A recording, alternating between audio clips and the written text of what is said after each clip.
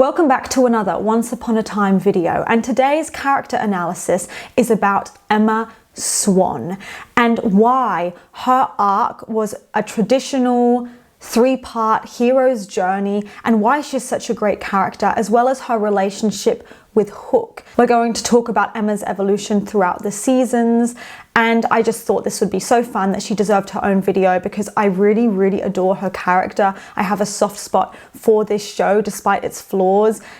It's just nostalgic to me. I can't help but like it. And if you are interested in more Once Upon a Time content from me, I've actually got a whole playlist, so I'll link that in the description. I really loved the character of Emma Swan in season 1. There's something about her that's so great. I've watched a lot of shows and people can say what they want about Once Upon a Time. They can say it's boring, which yeah, it can be. They can say it's slow or it's childish, whatever. All of which I'm not going to disprove. They have validity to them. But the one thing we cannot deny is that Emma Swan is such a likable, interesting, flawed, yet really human character. And I think that she is one of the reasons why I kept watching this show for as long as I did, knowing it had all these issues, knowing there were certain things that were annoying me about it, or even later on when it started to go a bit wild, I still kept watching it. Why? What drew me back to it? I think a big part was my attachment to Emma Swan and these characters. So even when the writers were going off the rails a bit, losing their minds, I still, and am to this day, so devoted. I'm so devoted to Emma, and I love her. I really do.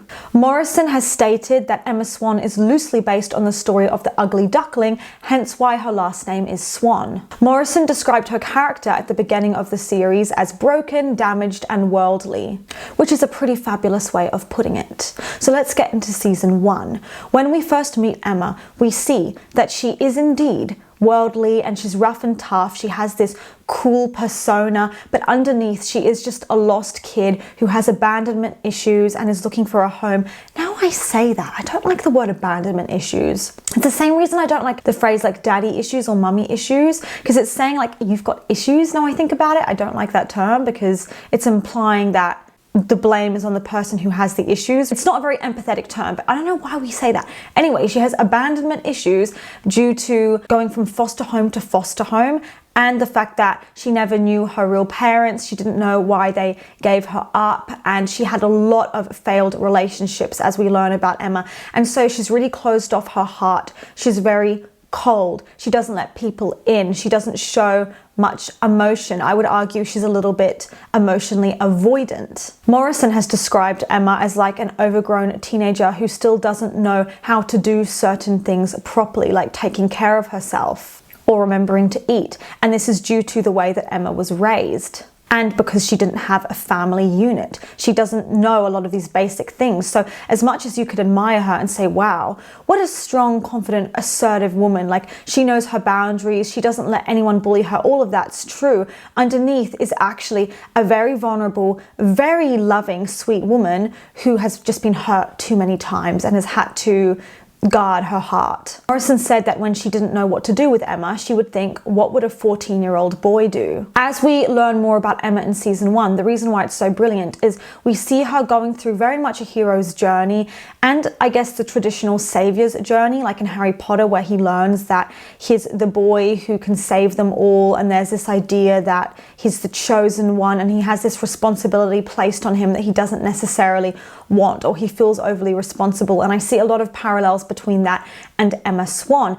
And actually it was sort of the same thing in Harry Potter too, but on a much bigger scale in this show. But remember when Harry Potter, for example, was told by Hagrid that magic is real, and Harry's like, no, that doesn't make sense, magic isn't real, and it took him a while to like mentally wrap his head around it. It's like that with Emma, but to a much bigger degree, where she is in full-on denial. And I would say that Emma's character, as I'll discuss in this video, a lot of her character arc from seasons 1 to 3 is actually about her overcoming denial. And she goes through all these different phases of not wanting to believe that she has parents that love her, and not wanting to believe that magic is real, not wanting to believe that she's the savior. And we see her going from blatant denial to gradually accepting it and taking on that new identity.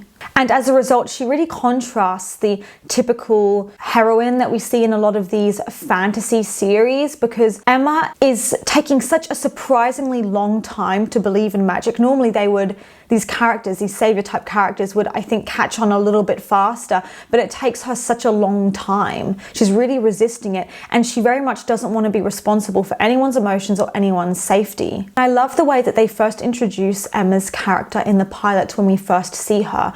Her hair's curled like a princess, she's wearing a very feminine pink dress, and she's on a date with a guy drinking wine, and we have this certain idea from the outside of what kind of a person she is. Maybe that she's a girly girl, or that she's this princess, right? It's how she appears, very elegant, very, very beautiful. The actress is just gorgeous. She's on this date with this guy, and suddenly we learn that he's this bad guy, and she's actually intentionally gone on this date to try and track him down, and then he tries to run away and she chases after him and is suddenly very badass, and she exposes him as being a criminal, and we're like, oh my gosh, what is this? It's this very unexpected twist. And then after she handles him and we're like, wow, what's her job? She's so cool. We see that she goes home and it's actually her birthday, and she blows out her own little birthday cake she's made for herself, and we realize that she's extremely lonely and seems to have no friends, which is also unexpected for this very charismatic and beautiful woman to seem suddenly so lonely. And then her son Henry turns up at her door announcing he's her son, and she's like, oh, the one I gave up for adoption? I don't want to have anything to do with you. And she doesn't want to be responsible for him. And she wasn't being motherly at all. She was like, look kid, I don't know who you are, please go away, leave me alone. I gave you up for adoption for a reason. And one of the best parts of season 1 is seeing Emma being very resistant to becoming an amazing mother and really loving Henry and taking care of him. So we learn about the dark curse, and for a lot of us, we weren't really sure whether Regina and Mr. Gold remembered the fact that the curse had been cast and that they were involved in it, but quickly we learned that they know exactly what's going on. And so there's a lot of pressure on Emma to be the one to save everyone and stop them. And she is told by Henry that magic is real. She doesn't want to believe it. She keeps ignoring it. She keeps shoving it away. And it makes sense at first, her stubbornness. But then at points, it's obvious that something really weird is going on in this town, and Emma doesn't want to believe it, even when the truth is slapping her in the face. That Henry's right, that time didn't seem to be moving beforehand, that there's weird, unexplainable things happening. But gradually we see Emma not only cluing on, but also realizing how awful Regina is. And even though she doesn't necessarily believe that Regina is the evil queen, she certainly knows that she's not a nice woman. And then Emma encounters various people along her journey who start to wake her up to her own denial or teach her how to love. For example, Graham the sheriff, who I love and who frankly deserved better because he was just such a nice guy. But he was, I think, the catalyst that taught Emma to care and start caring and open her heart. Even though they never ended up together, she did form a very human connection with him. They're both closed off in different ways when they meet. Graham is closed off because he's physically had his heart stolen and taken away, so he's always a bit numb. But Emma, even though she hasn't had her heart removed, she still is a bit emotionally numb. And they start bonding and connecting, and even after he dies, you can see that he had a lasting impact on her. I really liked the scene, for example, where she got in a fight with Regina and Graham takes care of her and he's sort of stitching up her head, or not stitching it up, but I think he's just taking care of it and dabbing at her wounds. And it's just this really beautiful, human, romantic scene where you visibly see her softening, and we see her eyes light up, and we see this human, romantic, gentle side of Emma that we'd never seen in her before. The first warning signs that something strange is happening in Storybrooke happens through Graham, because he's suddenly not sleeping. She's seeing this wolf and he's running around in the middle of the night and he's not being himself. And then out of nowhere, he dies, even though he's this young, seemingly healthy man. And we know the real reason why, but Emma doesn't. And that was the first massive sign that something big was happening and she needed to pay attention, that something supernatural was going on, but Emma didn't want to admit it. Meeting Graham definitely helped wake her up a bit. And then the Mad Hatter, I'd say, was the second massive thing that was a huge reality check, because she knew something was off. She gets kidnapped by this random man, and then he falls out a window and suddenly isn't there anymore after falling out the window. Weird. He also seemed to have bought into the whole story that Henry was saying around them all being fairy tale characters. Now, Emma was very quick to dismiss Henry because he's a child. So of course, when a child says fairy tales are real, you're not going to believe them. But it started to freak her out a bit when the Mad Hatter was also talking about the storybook and how they're all characters and how they've been cursed and how she's the one that's going to break the curse. And Emma's thinking, this is too weird that this guy is saying the exact same thing that Henry's saying, but due to him being insane, she just rules it off as him needing help and that it's nothing to take personally, especially because he comes across as so intense and frantic. You know, he kidnaps her. Like, obviously you're just going to assume this man is not right and I'm not going to listen to a word he says. But then the moment we see Emma starting to wake up is when she's looking through Henry's storybook and she sees a photo of the Mad Hatter in the book, and he looks freakishly similar to the man in real life. But despite all these things that are screaming in her face that Henry's right and magic is real, Emma doesn't want to believe it. So then she reaches the next part after the denial, which is that let's run away and forget about this phase. So she's trying to get Henry and just take them out of town, thinking that by running away, the problem will be solved. But then she gets this massive push through the character of August, who comes to town. He's much more rational. She can tell that he's sane because he just gains her trust first. She knows that he's a normal man. And then suddenly he starts telling her about this curse. And I think that really threw her off because he seemed like a normal guy. She connects to him. And then it turns out he's also buying this story about the curse. And because he delivers his message in such a eloquent way, and he suddenly knows all these things about her childhood and where she was abandoned as a baby and all these things that he shouldn't know, that aren't like public information, Emma really starts to freak out. And the moment that I knew that we made big progress was that she started crying. And I reckon she was crying because she knew he was right. And she knew, actually, she'd probably known for a long time deep down the truth, but she didn't want to admit it to herself, and she's crying because she doesn't want it to be right. But she still isn't owning it and owning who she is and her destiny. But the final thing that really pushes her to wake up is actually her beautiful son Henry nearly dying, because he was saying that the apple turnover was poisoned because Regina's the evil queen. Emma thinks it's ridiculous, and she's like, why would Regina want to poison me? And so to prove it to her, Henry takes a bite of the turnover and suddenly passes out and ends up in this coma. And that absolutely was a huge wake-up call for Emma, because you can't deny it's just getting too weird. So now we're getting into season 2. Wild is still doing a discount on their products. If you're looking for a new deodorant or body wash, they are amazing. And if you use my code Serena2024, you can get 20% off your first Wild complete order. So follow the link in the description. And I would talk about their products and recommend buying them, even if they hadn't sponsored me, because I genuinely love their stuff. But continuing on with season 2.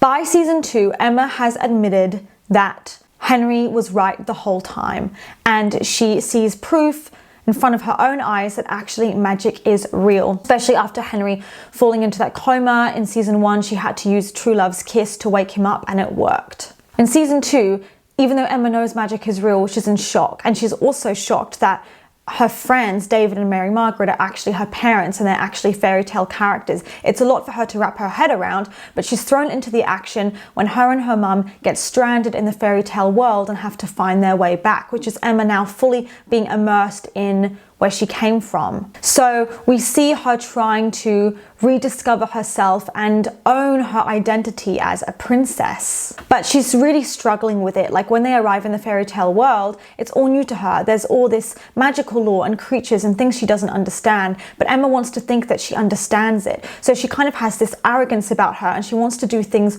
her own way rather than listening to Mary Margaret. We also see some selfishness, which has always been there, but you still see it popping up in like season 2, where Emma claims that she wants to protect Henry, but actually she's trying to protect herself from her own feelings. She was happy to keep lying to Henry, pretending that his dad was dead, when she actually knows way more information about his dad. And then she finds out that Neal's here and she doesn't want to tell Henry, and she's so uncomfortable with that, but it's actually because she's scared herself of getting hurt again by Neal. And this is kind of a thing she does a few times too, where she tries to take Henry back to New York, even though that's probably not what he really wants, because that would be separating him from his adoptive mother and from his community and Storybrooke, which is his home. But I think Emma's doing more what's right for her than what's right for Henry. And in season 2, she meets Hook, and we see that she doesn't want to get too close to him despite her attraction to him. Anyone she's ever loved has either hurt her or they've died, and I think she's worried about Hook hurting her too, and Neal hurting her too, and about giving him another chance. And she's even worried about letting her parents in and admitting that they're her parents and being okay with calling them mum and dad, because she's so used to being alone. So her parents are being really lovey-dovey, especially Snow White, almost a bit smothering and just so delighted to have found her. And Emma loved them as friends, of course, but having them be her parents when all she's ever known is not having parents is very difficult. And so it was really, really brilliantly written to see Emma needing to admit that it's okay to have family, and you don't need to be alone all the time, and you don't need to do everything by yourself all the time, and it's okay to let people in, and it's okay to trust them. And one of my favorite parts of the show is seeing her gradually forming this bond with her parents and thinking of them as mum and dad rather than David and Mary Margaret. Now we get into season 3, and this is when there's the more finalized part of Emma's journey, which is now she's really embraced her identity more so as the savior, although she still really struggles with it sometimes, because she's like, why do I have to be the savior? And we also see her complaining a lot, not in a bad way, but just annoyed that she can't live a normal life. And we hear her saying a lot, I just feel like I have all these terrible things going on all the time. I'm the one that needs to come and save people, and so I never get a break and I don't get to live a normal life. And it really prevents her from developing a normal relationship with Hook in season 3 and 4, because she's not okay with just being present, because she's always on the lookout for the next dangerous thing or the next attack. And so her dad tells her, you need to find joy in the small moments, even though you're not living a normal life. You need to find the moments of normalcy. You can't just not be happy and not do things you enjoy because you're the savior. And this is an ongoing battle for Emma throughout the series, is coming to terms with the fact that yes, she's the savior, but she also needs to follow her heart and find a way to be happy despite this immense pressure on herself. And we still see her struggling for a long time, for 4 seasons, with the fact that she's expected to step into her identity as the savior and protect people. And I wouldn't say it's until the end of season 4 that Emma's really okay, you know what? If I need to sacrifice myself and save everyone, I will do that because it's my destiny. We really see her struggling with destiny and who she is compared to what she wants and the normal life she wants in season 3, because there was this curse and Emma and Henry's memories were erased, and so they were living in New York or something, forgetting everything that had happened, convinced that they were just normal people and that she was a single mum. And they were really happy. They'd eat breakfast together every morning. Emma actually found this guy and was engaged to him, and she thought she was happy. And Henry had friends at school and they weren't in any danger.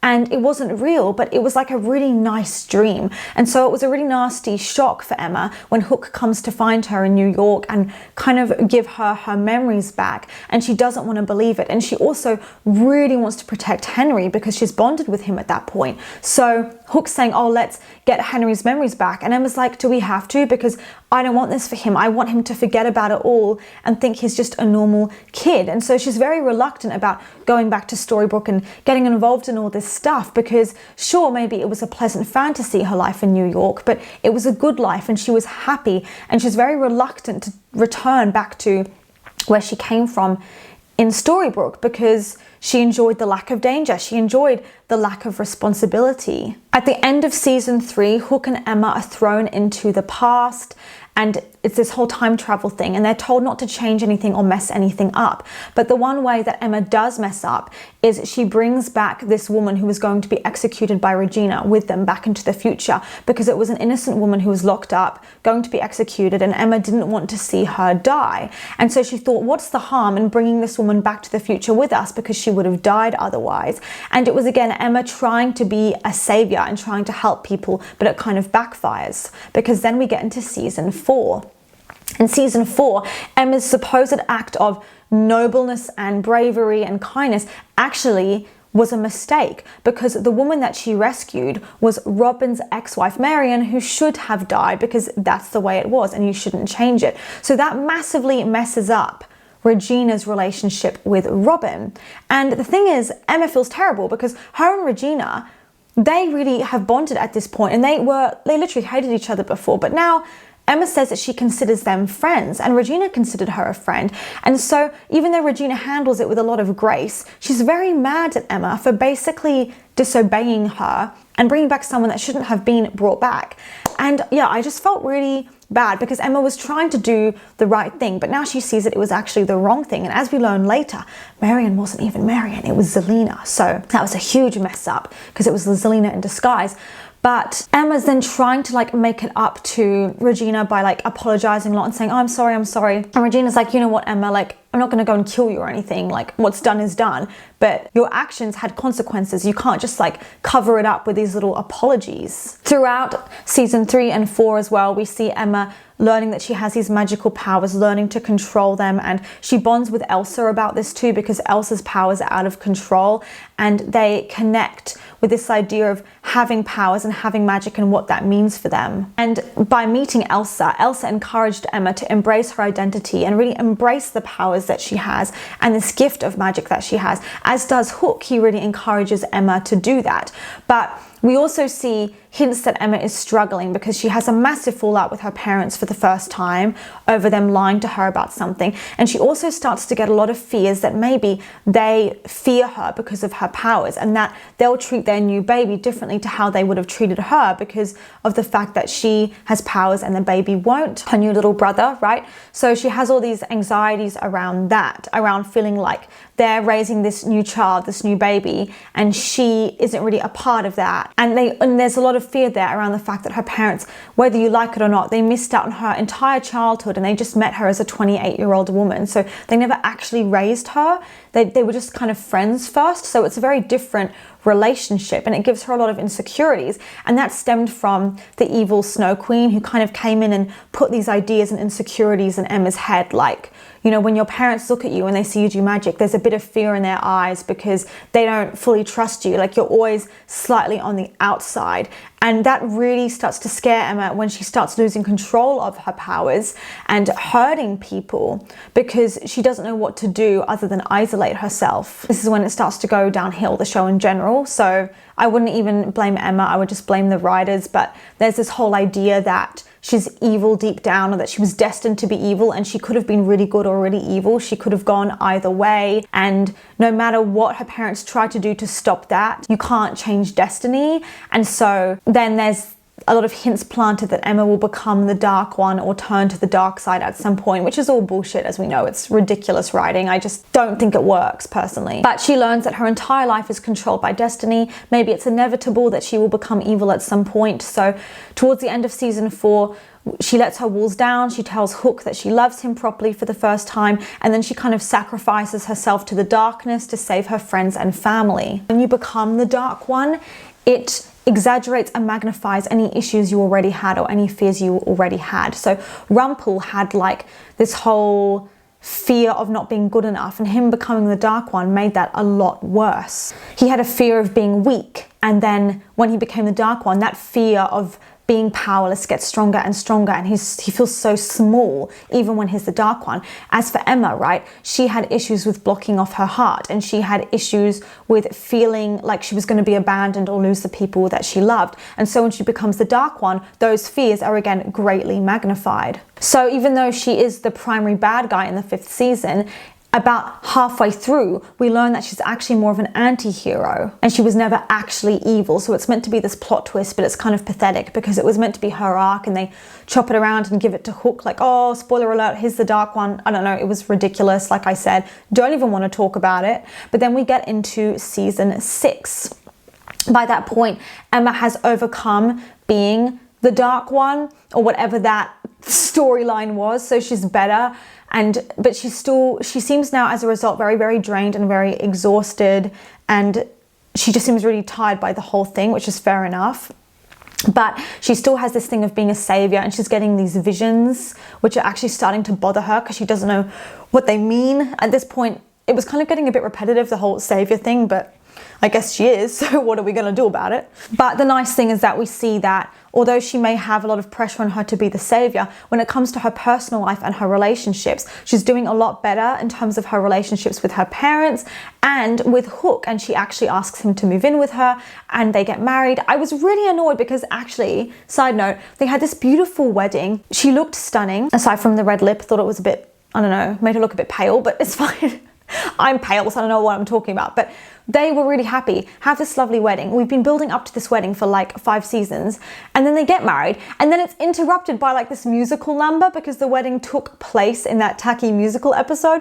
And I was like, why is this music? It's so cheesy, like you're ruining their wedding. Like, let them have this moment, please. But anyway, she's cursed as well in season 6. Again, same memory loss thing, and this time she's convinced that she's actually like in a mental asylum and she's a patient there, and then Henry has to come and convince her that she's the savior again, which is getting really freaking annoying, by the way, the amount of times, like, because there was another time earlier where there was a curse and she was like locked in a tower and she was the only one who knew that she was the savior, but no one else knew, and she couldn't do anything about it because that was in season 4. So she's like locked in this tower. And oh my gosh, the amount of times that she's had her memories erased and forgets that she's the savior and then has to be told again that she's the savior got really annoying. But luckily, at the end of the show, she's happily with Hook and her family, and I couldn't have asked for a better ending for her. But I thought that Hook and Emma deserved their own section because he was so integral to her character development that he wasn't something I just wanted to kind of scatter in throughout the different seasons, because her and Hook, there's a whole debate around them and their relationship, and there's a lot of people that love them, but also quite a few that couldn't really get on board with it. And so I thought it would be so great to just dive into their relationship. Although there are many debates about which couple was the most popular, I would argue that Hook and Emma, otherwise known as Captain Swan, was the most popular couple of the series, and for many people it was actually the reason why they started watching the show. At least for me, I was highly invested in this couple for many years. Normally, the traditional fairy tale characters are paired together, for example, Charming and Snow White, but choosing to pair up Emma Swan and Captain Hook, who's normally a villain, was honestly an iconic decision, and they couldn't have made a better pairing if they tried. And one of the reasons why I love this couple, despite the flaws in the writing, is because the chemistry between Hook and Emma was off the charts. The chemistry between the two actors was perfect. And we see Hook's evolution when we learn more about his background, how he was a Navy kid who had a lot of innocence that then kind of got destroyed. We see him as a heartless pirate, and then we see him as a broken man looking for revenge, and finally as a good guy who's in love with Emma and has again opened his heart to love. And he and Emma's arcs are actually very similar because they have both loved before, but perhaps were looking for love in the wrong places. And when they're together, they actually make each other happy and are deserving of each other's love. And from the get-go, the relationship between these two is very much foreshadowed. There's this great article by Marvelous Geeks Media, which I'll link in the description, and I was reading it, and they were basically doing a deep dive into the Hook and Emma relationship and talking about all the metaphors and signs that they were going to be together. And they talked about how it's symbolic even in the way that Hook and Emma are climbing a beanstalk together when they have their first conversation, like they're climbing towards their future. Even though they're climbing this beanstalk and they're meant to not like each other, there's a surprising level of human connection and them opening up about their past. Even though they know they're on opposite sides, they're still actually getting along. And he notices really fast that maybe she's been hurt before, that she's never been properly in love before. He's trying to figure out what's going on with her. But because they are enemies and they start off in more of an enemies to lovers dynamic, Emma doesn't trust Hook and she doesn't want to take a chance of him betraying her. But ironically, it means that she does one of the worst things she's ever done in the series, which is that she betrays him first, even though I don't think he was planning on stabbing her in the back or hurting her in any way. But she leaves him chained up basically, even though he'd helped her with her plan, and she runs off and leaves him there. he says, I got you the compass. And she was like, no, I got the compass, which actually wasn't true. She couldn't have done it without him. I also think it's interesting because Emma has a superpower throughout the series where she can basically tell when anyone is lying. And for the most part, there aren't any like plot holes related to that. Normally she just knows if someone's being dishonest. It's one of the reasons why she didn't like Regina when she first arrived in town in season 1, because Regina said that she loved Henry and Emma could tell that she was lying, and that's what freaked her out, right? Because how could a mother not love her own son? And so in this scene when Hook's saying, hey, like I wasn't going to betray you, I got you the compass, you would think that Emma would know that he is being sincere and that he wasn't lying. So maybe, yeah, she knew that he wasn't lying, but again, it was a risk that she felt she couldn't afford to take. But for someone that's meant to be a really badass pirate, I was surprised by how easily Hook gets duped in season 2 upon a rewatch. I was like, wow, this guy's really shit at his job. He got betrayed by Emma and stabbed in the back. He got stabbed in the back by Cora and by Regina. Like, for someone that's meant to be really scheming, he's pretty bad at like not getting conned by people. Anyway, in season 3, Hook and Emma are again still like enemies as they were in season 2, but they're forced to connect on their shared mission to rescue Henry. And we see that Hook is basically basing all his decisions around helping Emma and helping Henry to help her, or saving David to help her. Everything he does for her. And there seemed to have been this switch where he knew before he was attracted to her and that she was really cool, but he was always flirting with her. But then it's like he decided he really liked her. I personally found it a bit abrupt, like this shift of basically, I'm falling in love with you kind of level of devotion, like where it was more than just physical attraction. But okay. In season 3, episode 14, there's one of my favorite scenes between them where Emma says that she's had her heart broken before. And Hook says, well, I hope it can be broken because that means it's still working.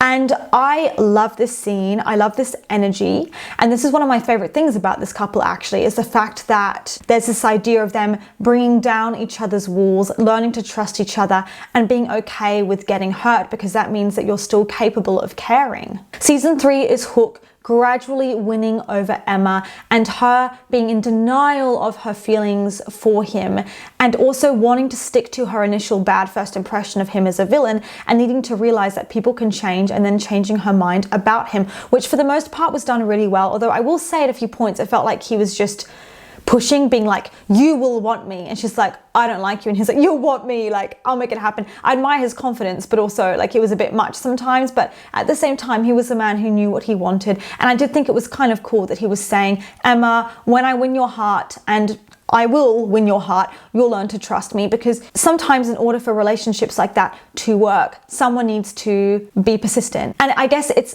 a nice contrast compared to a guy that will just give up and be like, oh well, I guess that's over then, you know, what can I do? So it was nice that he didn't just give up on her. And I'm not saying he's a creep either, by the way, because he wanted her to want him. He didn't want to like have her not want him. Like he said, when I win your heart, it will be because you want me. So I think he wants it to be a reciprocal relationship, not something he sort of steamrolls her into and she's like, oh, okay then. But I think the moment where Hook fell in love with her was actually when they first kissed in season 3, episode 5. I think that somehow, I don't know what it was that happened, but something about kissing her made him realize that he never wanted to not be with her again. And he knew he liked her beforehand. He would have done anything for her, but that literally, pun intended, sealed the deal for him. And he was like, yeah, okay. He was sold. I think it was that thing of like, he fell first, but she fell harder in a way, because he really, really liked her and he got there first.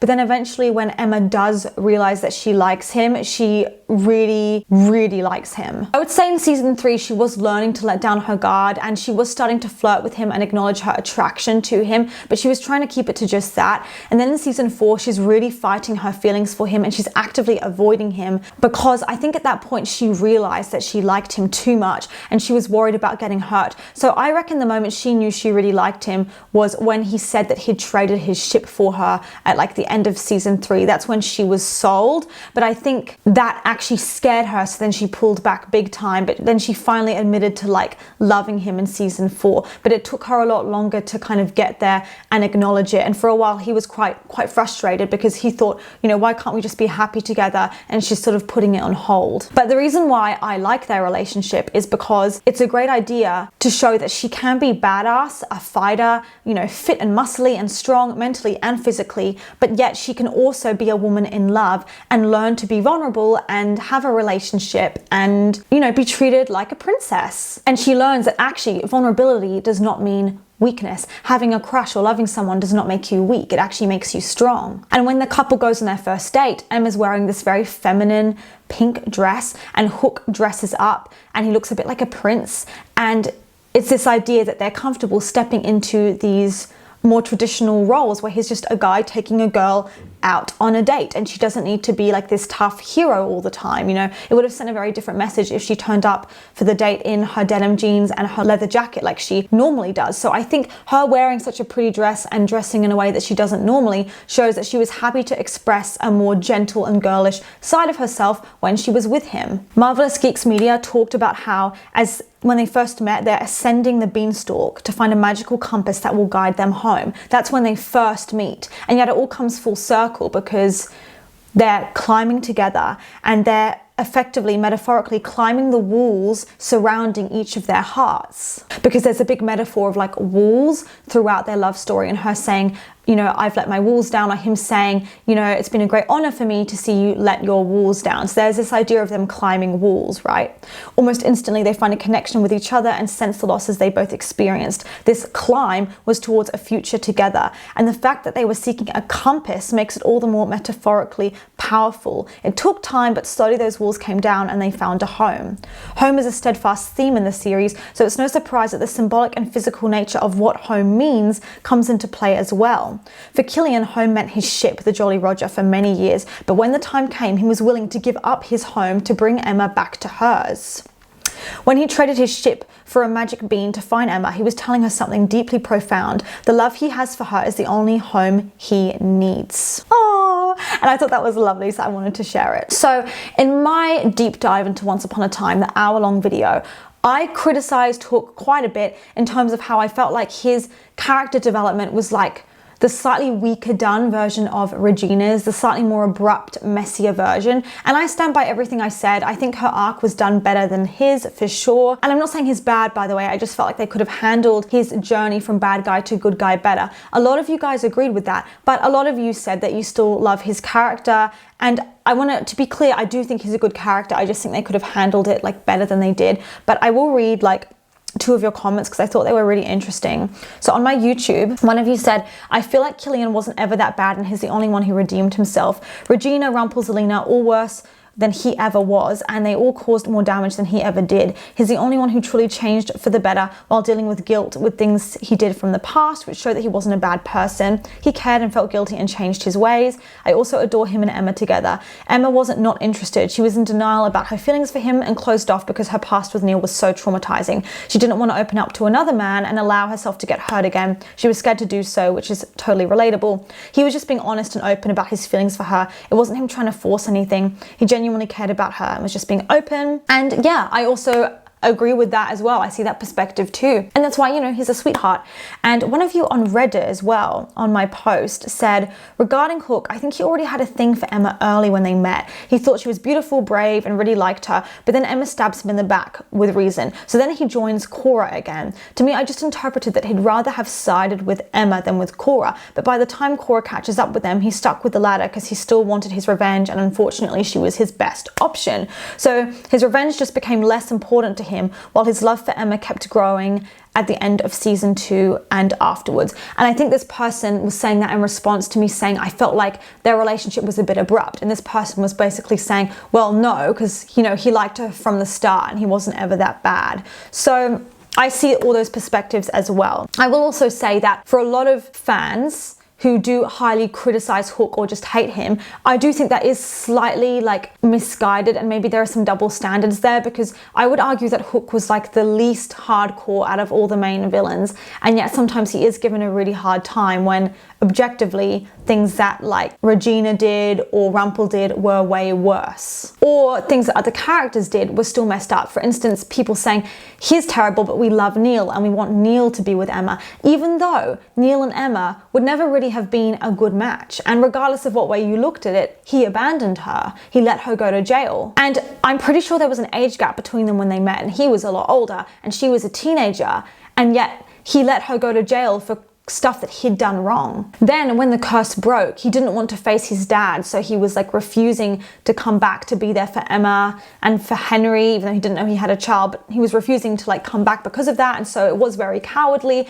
And you know, that's hardly like a great option for her either. And apparently he has this fiance Tamara. He seems to be happy with her when he meets Emma, but then it's so easy for him to basically tell Emma he's loved her this entire time and completely forget about his fiance. And I know she was evil and everything and she switched up on him, but it made it seem like his feelings for his fiance were never really that real, or it was Emma the whole time. Like he was looking for, I don't know, some kind of rebound or something, no clue. But that also wasn't the best reflection of his character either. So I'm just saying that no one really like would have been necessarily like a perfect guy for Emma, aside from maybe Graham. So if people are like, oh, forget Hook, Neal was so much better, I don't particularly get the appeal of Neal either. Like he's great and everything, but he's not like, you know, it's not amazing. So let me know what you think of Emma's character in the comments. If you enjoyed this, please give me a big thumbs up. It really helps me out, and I will see you for the next video.